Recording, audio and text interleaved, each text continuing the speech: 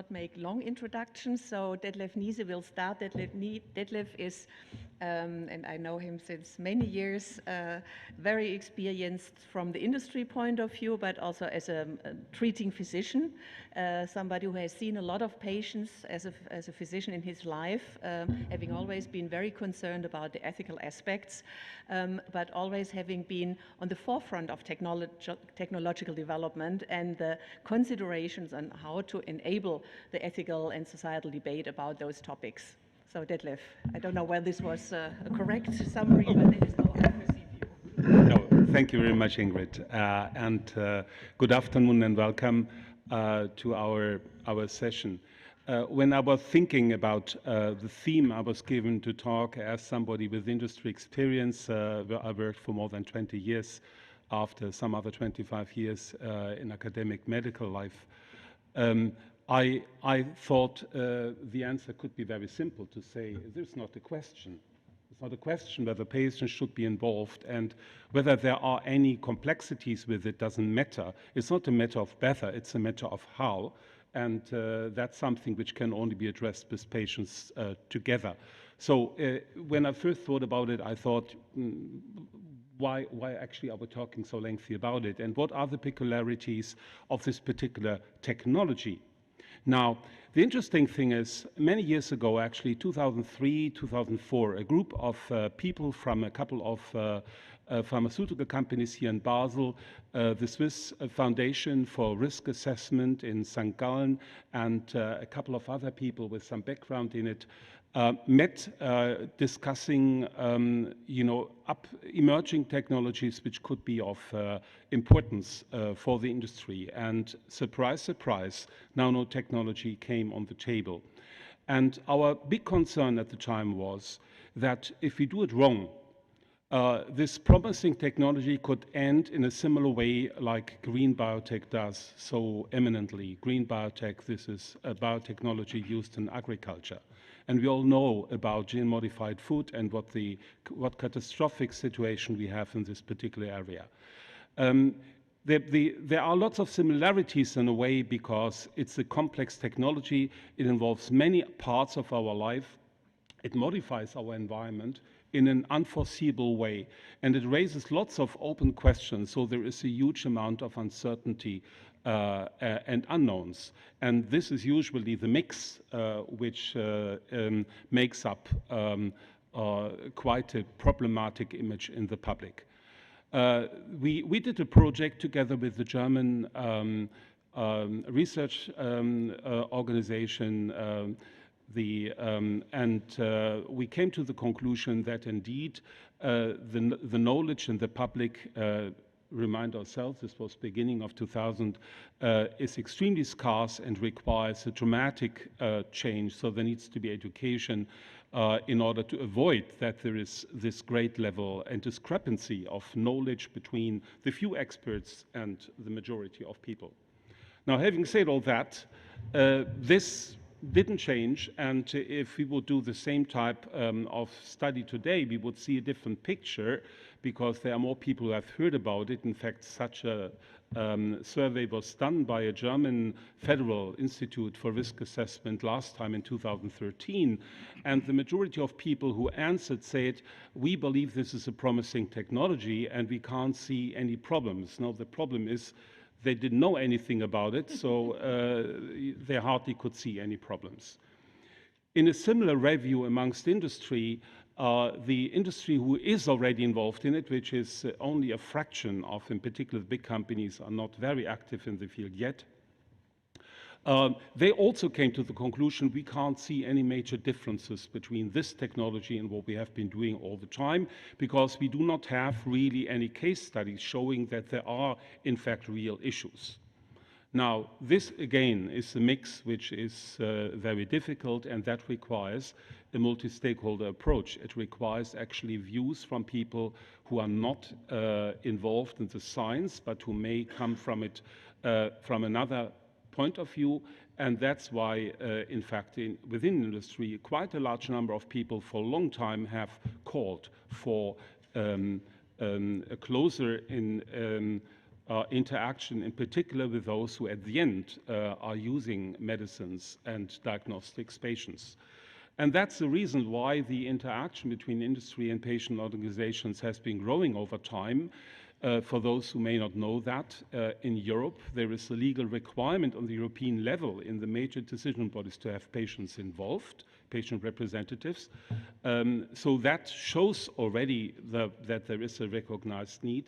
But companies traditionally have taken it quite hard, and for them it was very difficult to involve people from the outside who on top of that are recognized as lay people in their internal decision-making processes. There is a lot of fear that they could actually also work for a competing company, and they would somewhat leak sensitive information, and that even more so because they may have completely different interests than the company has. It also was felt very difficult to discuss so difficult things which always come on the agenda, like pricing and so on.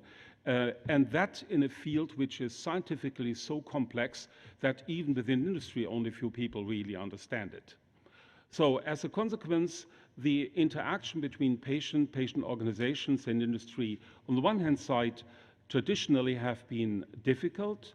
On the other hand, one clearly has to say it, there was a huge amount of progress made, and today for many companies interacting with patient organization, we will hear it from that end very soon, what the assumptions are there, indeed has made a lot of progress. Industry has joined forces with the European Commission in launching a project which is called EUPATI, the European Academy for Therapeutic Innovation, a project which is aiming at educating patients, patient representatives, and the public at large in the science of medicine's development. And we have the chair coordinator of this project in our podium here, which I really love. It's great that you can be here. So there is progress being made. And the question is basically, what is necessary in order to make this interaction useful, meaningful, and to avoid that this is just at the end a matter of one party trying to influence the other, which is unfortunately one of the tricky experiences you make everywhere. Now, first thing is to listen to what patients really want. And there was a project in Europe which was called the Nanomed Roundtable, a project funded by the European Union, which involved all sorts of stakeholders, and one working party actually involved patients. And in this working package, patients formulated clear needs they want. The first on top is the need for more honest and reliable information. So that's something we need to keep in mind if we talk with patients. It's not just informing, it's informing honestly and reliably.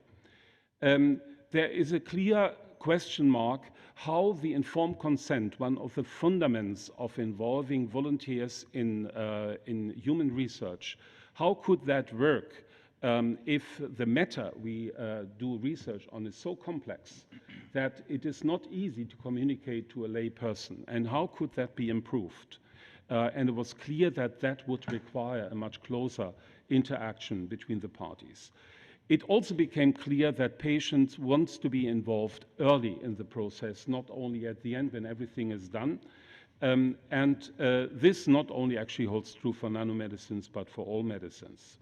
But they also would like to take part in setting research priorities, because patients clearly see where the missing links are, and they don't want that the whole research is only driven by the needs, by the economic needs. Patients would like to see public funding to actively participate in the process, and from an industry perspective, this always has been a very tricky story, because patient organizations don't have money. So they are dependent on funding, but funding is also a way of influencing. So how can you organize funding that there is not a perception that patients are somewhat in the pocket of another stakeholder? And the very end, patients clearly saw that nanomedicine is a promising technology, and they want to see the research progressing. So they don't want that is being blocked by any means. So how can that be done? From an industry point of view, we have the clear experience that the involvement of patient representatives in the development process early on is extremely promising and helpful. In fact, it's a win-win situation very clearly. Well-educated patients' representatives are not only willing but capable of contributing to the risk-benefit assessment of new technologies. The fears in industry that this could cause problems to protection of intellectual property rights is always there, but it is as unfounded as anything else, because that is not related to patients alone. This involves much more, in fact, our partners on the academic life. If we lost any knowledge here, it is usually through that route. Patients know very well how to behave in this context. That is my experience. Critical are early engagement of the R&D organizations. They need to get to start making contacts to identify key partners, building up a proper relationship which is built on respect and on keeping distance. This is extremely important, because otherwise patient representatives lose their credibility. What we need is a true patient-centric culture in the company, not a customer-centric culture, and that is something which is slowly developing. At the end, it's about honesty, transparency, and respecting the independence of patient groups. With that approach, many companies have started improving this and actually giving patient organizations a much earlier opportunity. We are certainly far away from what we all want to see, but at least this is the right direction. Education of the public is key. If this technology is not going to suffer at the end from the problems uncertainty causes, then we need to do much more to share information with the public. And it's very clear that those who have been promoting this technology, these were primarily engineers, come from a completely different background than those working in healthcare, which is a highly regulated environment.